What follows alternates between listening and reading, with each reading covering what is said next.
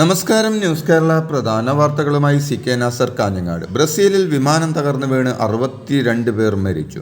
സോവോപോളോയിലേക്ക് പോയ വിമാനമാണ് ബ്രസീലിലെ വിൻഹേഡോയിൽ തകർന്നു വീണത്. 58 യാത്രക്കാരും 4 ക്രൂ അംഗങ്ങൾ ഉൾപ്പെടെ 62 പേരാണ് വിമാനത്തിലുണ്ടായിരുന്നത്. വിമാനം തകർന്നു വീണത് ജനവാസ മേഖലയിലായതിനാൽ ഒട്ടേറെ വീടുകളും തകർന്നു. പ്രധാനമന്ത്രി നരേന്ദ്രമോദി ഇന്ന് വയനാട് ദുരന്ത മേഖല സന്ദർശിക്കും. രാവിലെ 11 മണിക്ക് കണ്ണൂർ വിമാനത്താവളത്തിൽ എത്തിച്ചേരുന്ന പ്രധാനമന്ത്രിയെ മുഖ്യമന്ത്രിയും ഗവർണറും ചേർന്ന് സ്വീകരിക്കും. അവിടെ നിന്നും ഹെലികോപ്റ്ററിൽ വയനാട്ടിലേക്ക് തിരിക്കുന്ന പ്രധാനമന്ത്രി നരേന്ദ്രമോദി ദുരന്തബാധിത പ്രദേശങ്ങളിൽ ഹെലികോപ്റ്ററിൽ ഇരുന്ന് കാണും. പിന്നീട് കൽപ്പറ്റയിൽ എത്തുന്ന പ്രധാനമന്ത്രി റോഡ് മാർഗവും ചൂരൽമലയിലെത്തും. ചികിത്സയിൽ കഴിയുന്നവരെയും ക്യാമ്പുകളിലുള്ളവരെയും അദ്ദേഹം കാണും. ഇതിനുശേഷമാകും കലക്ട്രേറ്റിലെ അവലോകന യോഗം. ദുരിതബാധിതരുടെ പുനരധിവാസത്തിന് 2000 കോടിയുടെ പ്രത്യേക പാക്കേജ് കേന്ദ്രത്തോട് ആവശ്യപ്പെടാനാണ് സംസ്ഥാന സർക്കാരിൻ്റെ തീരുമാനം. നരേന്ദ്രമോദിക്കൊപ്പം കേന്ദ്രമന്ത്രി സുരേഷ് ഗോപിയും ഉണ്ടാകും. വയനാട് സന്ദർശിക്കുന്ന നരേന്ദ്രമോദിക്ക് നന്ദി അറിയിച്ചു പ്രതിപക്ഷ നേതാവ് രാഹുൽ ഗാന്ധി. ഇതൊരു നല്ല തീരുമാനമാണെന്നും ഉരുളെടുത്ത പ്രദേശം കണ്ടാൽ അവിടുത്തെ ദുരന്തവ്യാപ്തി തിരിച്ചറിയുമെന്നും ദേശീയ ദുരന്തമായി പ്രഖ്യാപിക്കുന്നുവെന്ന് കരുതുന്നുവെന്നും രാഹുൽ എക്സിൽ കുറിച്ചു. പ്രധാനമന്ത്രി നരേന്ദ്രമോദിയുടെ സന്ദർശനത്തോടനുബന്ധിച്ച് ജില്ലയിൽ കർശന നിയന്ത്രണങ്ങളുള്ളതിനാൽ മുണ്ടക്കൈ ചൂരൽമല ദുരന്ത ബാധിത പ്രദേശങ്ങളിൽ ഇന്ന് തെരച്ചിലുണ്ടായിരിക്കില്ലെന്ന് ജില്ലാ കളക്ടർ DR മേഘശ്രീ അറിയിച്ചു. സന്നദ്ധ പ്രവർത്തകർക്കും തെരച്ചിലുമായി ബന്ധപ്പെട്ടുള്ളവർക്കും ദുരന്ത ബാധിത പ്രദേശങ്ങളിൽ പ്രവേശനം ഉണ്ടായിരിക്കുന്നതല്ലെന്നും ഞായറാഴ്ച ജനകീയ തെരച്ചിൽ പുനരാരംഭിക്കുമെന്നും കളക്ടർ അറിയിച്ചു. വയനാട് സന്ദർശിക്കുന്ന പ്രധാനമന്ത്രി നരേന്ദ്രമോദി പ്രത്യേക സാമ്പത്തിക പാക്കേജ് പ്രഖ്യാപിക്കണമെന്ന് പ്രതിപക്ഷ നേതാവ് VD സതീശൻ ആവശ്യപ്പെട്ടു. കാലാവസ്ഥാ മാറ്റം പരിഗണിച്ചുള്ള നയരൂപീകരണം ഉണ്ടാകണം. പുനരധിവാസത്തിൽ കോൺഗ്രസും UDFും സർക്കാരിനൊപ്പം നിൽക്കുമെന്നും പ്രതിപക്ഷ നേതാവ് പറഞ്ഞു. വയനാട് ദുരന്തത്തിന്റെ 11ാം ദിവസം 4 മൃതദേഹങ്ങൾ കൂടി കണ്ടെത്തി. കാണാതായത് 133 പേരെന്ന് ഔദ്യോഗിക കണക്ക്. ജനകീയ തെരച്ചിലിൽ നടന്ന മേഖലകളിൽ നിന്ന് വേറെ മൃതദേഹങ്ങളൊന്നും കണ്ടെത്താനായില്ല. ജനകീയ തെരച്ചിൽ NDRF, ഫയർഫോഴ്സ്, പോലീസ് വിഭാഗങ്ങൾക്കൊപ്പം റവന്യൂ വകുപ്പ് ജീവനക്കാരും പ്രദേശവാസികളും ജനപ്രതിനിധികളും സന്നദ്ധ പ്രവർത്തകരും അണിനിരന്നു. വയനാട് ഉരുൾപൊട്ടൽ മേഖലയിൽ നടത്തിയ ജനകീയ തെരച്ചിൽ ആനയടിക്കാപ്പിൽ നിന്ന് കണ്ടെത്തിയ മൃതദേഹങ്ങൾ PPE കിറ്റില്ലാത്തതിനാൽ എയർലിഫ്റ്റ് ചെയ്യാനായില്ല. തെരച്ചിലിനിറങ്ങിയ 8 പേരെ അവിടെ നിന്ന് എയർലിഫ്റ്റ് ചെയ്തിരുന്നു. മൃതദേഹങ്ങൾ അഴുകിയ നിലയിലാണെന്നും സന്നദ്ധ പ്രവർത്തകർ അറിയിച്ചു.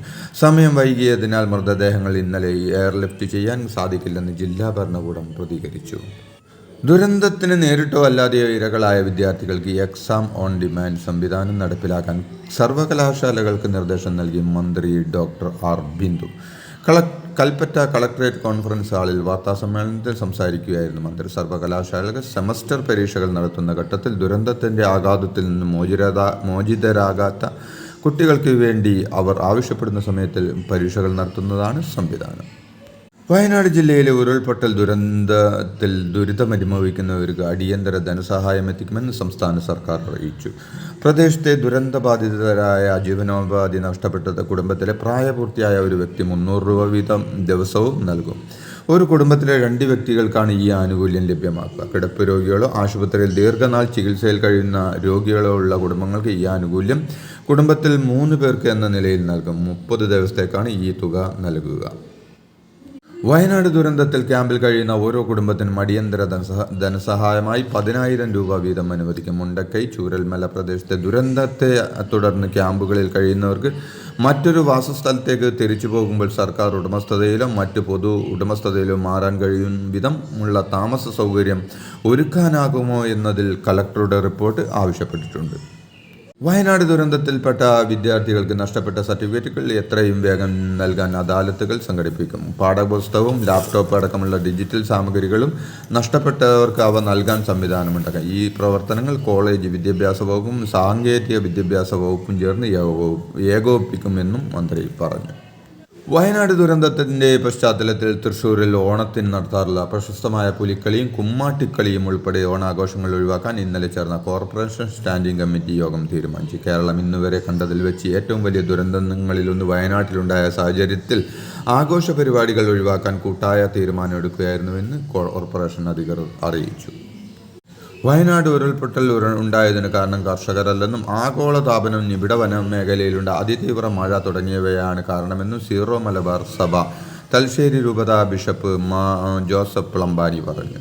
ഗാഡ്ഗിൽ റിപ്പോർട്ടിനെയും കസ്തൂരി രംഗൻ റിപ്പോർട്ടിനെയും എതിർത്ത മുൻ നിലപാടിൽ മാറ്റമില്ലെന്ന് ഈ റിപ്പോർട്ടുകൾ നടപ്പാക്കാത്തതാണ് ദുരന്തത്തിന് കാരണമെന്ന വാദം ദുരന്തത്തെ നിസ്സാരവൽക്കരിക്കുന്നതിന് തുല്യമാണെന്നും അദ്ദേഹം പറഞ്ഞു. പാറമട ഖനനം ഉൾപ്പെടെയുള്ള കാര്യങ്ങൾക്ക് ഇത്തരം മേഖലയിൽ തടസ്സമുണ്ടായില്ലെന്നത് വിരോധാഭാസമാണെന്നും അദ്ദേഹം കൂട്ടിച്ചേർത്തു.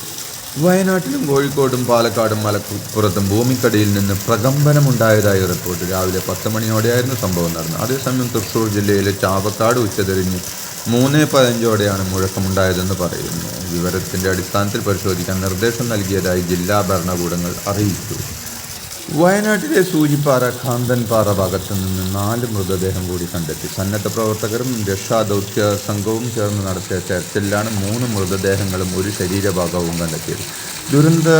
ഉരുൾപൊട്ടൽ ദുരന്തമുണ്ടായി 11 ദിവസത്തിനു ശേഷമാണ് മൃതദേഹം കണ്ടെത്തുന്നത്. മൃതദേഹങ്ങൾ എയർലിഫ്റ്റ് ചെയ്ത് സുൽത്താൻ ബത്തേരിയിലേക്ക് കൊണ്ടുവന്ന് തിരിച്ചറിയാനുള്ള ശ്രമങ്ങൾ നടത്തും. വയനാട്ടിൽ ഭൂമിക്കടിയിൽ വലിയ മുഴക്കവും നേരിയ കുലുക്കവും അനുഭവപ്പെട്ടതായാണ് പ്രദേശവാസികൾ പറയുന്നത്. വൈത്തിരി, പൊഴുതന, വെങ്ങപ്പള്ളി, നെന്മേനി, അമ്പലവയൽ പഞ്ചായത്തുകളിലെ പ്രദേശങ്ങളിലാണ് ഈ സംഭവം റിപ്പോർട്ട് ചെയ്തിരിക്കുന്നത്. ജിയോളജിക്കൽ സർവേ ഓഫ് ഇന്ത്യ സംഭവം സ്ഥിരീകരിച്ചു. എന്നാൽ പ്രദേശത്ത് ഭൂകമ്പ സൂചനകളിൽ നിന്ന് കേരള ഡിസാസ്റ്റർ മാനേജ്മെൻറ്റ് അതോറിറ്റി അറിയിച്ചു. എടയ്ക്കൽ ഗുഹ ഉൾപ്പെടെയുള്ള അമ്പുകുഞ്ഞി മലയുടെ താഴ്വാരങ്ങളിലാണ് സംഭവം. നിലവിൽ വയനാട്ടിൽ നിന്ന് ഭൂമികുലുക്കത്തിൻ്റെ സൂചനകളൊന്നും ലഭിച്ചിട്ടില്ലെന്ന് ഇക്കാര്യം പരിശോധിച്ചു വരികയാണ് KSDMA അറിയിച്ചു. വിശദമായ പരിശോധന നടത്തിയാലേ കൂടുതൽ വിവരങ്ങൾ ലഭ്യമാകുകയുള്ളൂ.